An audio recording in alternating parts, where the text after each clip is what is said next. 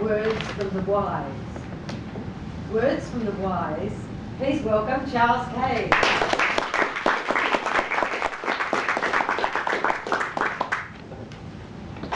It was a cool autumn afternoon. A 10-year-old boy was standing on the outside of the sports playing field.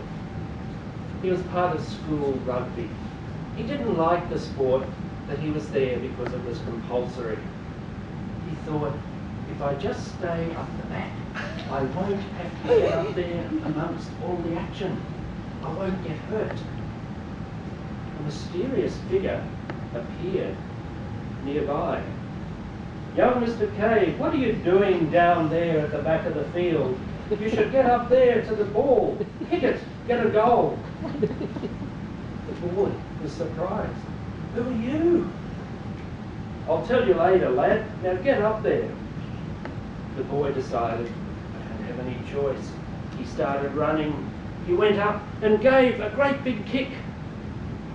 Unfortunately, he missed. There was a chorus from all these other boys.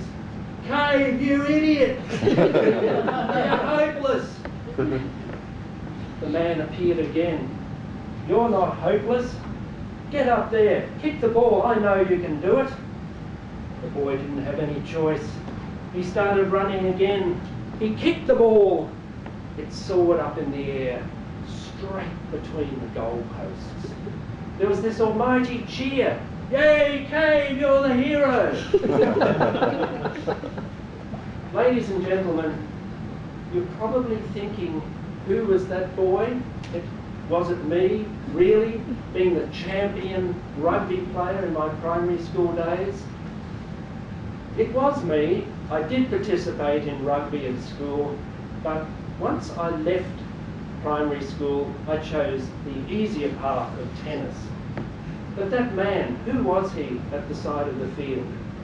That man had actually come up to me and said, "I'm Mr. Arthur, your Year 6 teacher."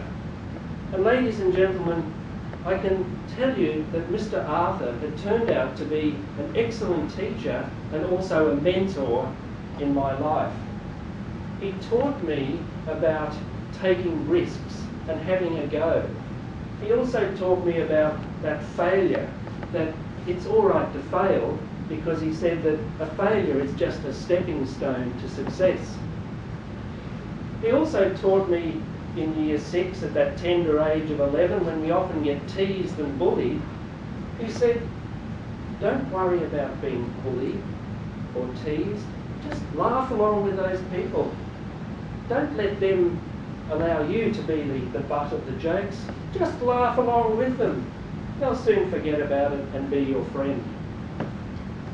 Ladies and gentlemen, I'm sure that many of you can think of a great role model that you've had in your life as a mentor. Not only did I have a great teacher in primary school, but I can remember two very important mentors when I first started work. There was one fellow named Jeff. He was my manager when I started work.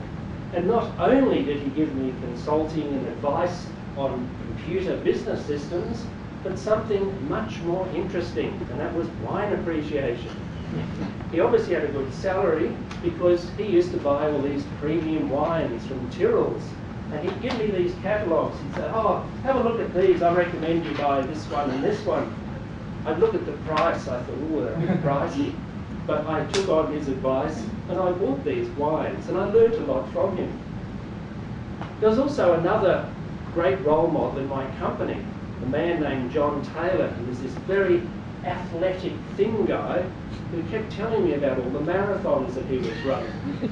And I decided to take up a sport, and he encouraged me, to get going with jogging, because that was the big rage in the 80s. And fortunately, it still is very popular. But he encouraged me to keep going with running and to enter the city to surf, which I did. And then he inspired me to actually go into a marathon. And I went into the Harvard Diggers Marathon. He provided all this advice on how to train. I had a great big chart with my daily running goal, and I would work through it. So I sort of thank him for that great advice. Now, getting back to the sportsman, I think you could also think about many famous people that have identified people as mentors in their life. And talking about football, one of the great footballers of history, David Beckham, identified his mentor as Bobby Charlton, who actually played with Manchester United 20 years before Beckham was even born. Bobby Charlton is still alive. I remember a school teacher of mine always talking about Bobby Charlton as the great soccer player, which we now call football.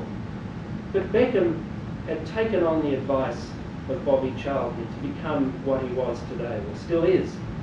But you probably also know that David Beckham has become another bit of a role model in the fashion stakes. Not only is he a very good soccer player, but you probably notice he's wearing these very nice tailored jackets, he's got the very fancy gel hair, and I read recently that he had identified his fashion mentor. Can you guess who that was? His fashion mentor used to be a member of a very big pop group called the Spice Girls. Her name is Victoria, and she is now his wife. But he identified her as the role model for fashion.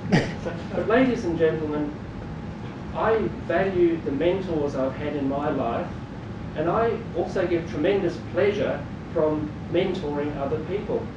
And I'm sure that you can think of people in your lives that have helped you grow, just like those two men in my first job that recognised my areas of growth and helped me enrich my life. I've always get great pleasure from mentoring people. I find that the experience and thinking about the problems and challenges that I've overcome in my life, thinking how can I then share the results with other people, usually younger people, less experienced. And I would encourage you all today to think about all of the challenges that you've had in life, the problems, how you've overcome them, and how you can help other people in your life, just like those people have helped me. Madam Toastmaster.